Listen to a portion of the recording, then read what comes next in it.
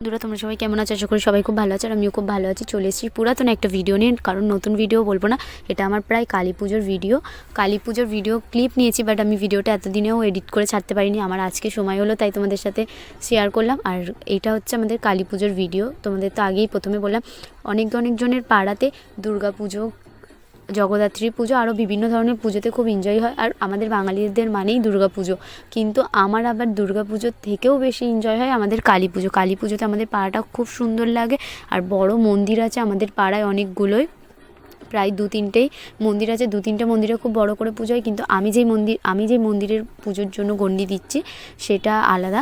আর এই মন্দিরটা আমাদের অনেক বড় করে পুজো হয়। প্লাস আমরা রবীন্দ্র সরোবর লেক আছে আমাদের বাড়ি থেকে, সেখানে আমরা গণ্ডি কাটতে যাই, অনেকটাই সময় লাগে প্রায়, আর খুব এনজয় হয়, অনেক নাচ গান অনেক কিছুই হয়। কিন্তু আমি একটা জিনিস ভেবে উঠতে পারি না যে কালী পুজোর গণ্ডিতে সবাই বলে, মা পিসি ঠাম্মারা বলে এসছে যে প্রচুর কষ্ট, বা গণ্ডি দিতে পারবি না, বা সারাদিন উপোস করে থাকতে পারবি না।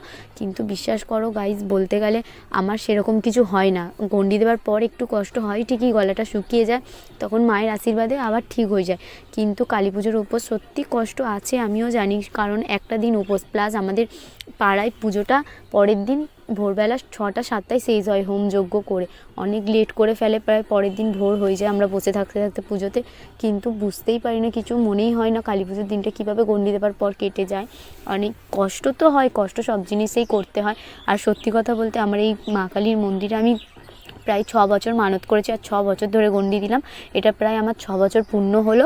আর আমি যে মানতটা মায়ের কাছে করেছি সেটাও আমার পূর্ণ হয়েছিল, মা সেটা সম্পূর্ণ করেছিল। আর সত্যি কথা বলতে, আমাদের এই মন্দিরটায়, মানে আমি যেই মন্দিরটা পুজো দিয়ে গণ্ডি দিচ্ছি সেই মন্দিরের ঠাকুর, আমি জানি সব ঠাকুরই জাগ্রত আর সব কালিমাই একই কালিমা, কিন্তু আমি যে মন্দিরে গণ্ডি দিয়েছি, পুজো করেছি, সেখানে আমাদের প্রত্যেক বছর একটা করে ভর হয় মায়ের, আর একটা করে খুঁত সবার থাকে। মানে কেউ কিছু ভুল করেই থাকে মায়ের মন্দিরে, মানে অনেকজন এখন আনন্দের চোটে ভুলেই যায় মাকে কী দিতে হবে, মায়ের কি নেই, বা মায়ের কি প্রবলেম হচ্ছে, সেগুলো অনেকজনই ভুলে যায়।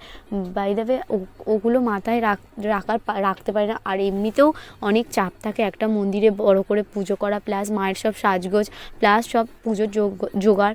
আবার আমাদের মায়ের মন্দিরটা অনেক বড়, সেটা রং করতে প্রায় অনেক দিনই লেগে যায়, প্রায় 1 মাসের কাছাকাছি। আবার অনেক রকম বিভিন্ন রকমের ডিজাইন করা, যেরকম দুর্গাপুজোর প্যান্ডেলেও অনেক রকম ডেকোরেট করা হয়, সেরকম এই মন্দিরেও অনেক ডেকোরেট করা হয়। দেখো আমাদের মন্দিরটা। আর সত্যি কথা বলতে, কেউ যদি মন থেকে কিছু চেয়ে থাকে সেটা সম্পূর্ণ মা করে, এবং অনেক জাগ্রত, সবই মা জাগ্রত, সেটার জন্য না। কিন্তু সত্যি কথা বলতে, কালী পুজোর উপোসে সত্যি বড্ড কষ্ট, কিন্তু মন থেকে তুমি যদি কিছু করে থাকো তা অবশ্যই সেটা অনেক ভালো ফিল হয়। আর কষ্ট কী জিনিস সেটা বোঝাই যায় না। দেখো মায়ের পুজো হচ্ছে, আর করতে প্রায় 6টা-7টা বেজে যায়, ভোর 6টা। আগের দিন রাতে আমরা বসি পুজোতে, গণ্ডি দিতে আস্তে আস্তে আমাদের প্রায় 1.5 ঘন্টা সময় লাগে। মায়ের পুজো হোক, আর ততক্ষণের জন্য টাটা বাই বাই। তোমাদের সাথে দেখা হচ্ছে নতুন কোনো আরেকটা ব্লগ ভিডিওতে। ততক্ষণের জন্য ভালো থেকো, সুস্থ থেকো, টাটা বাই বাই।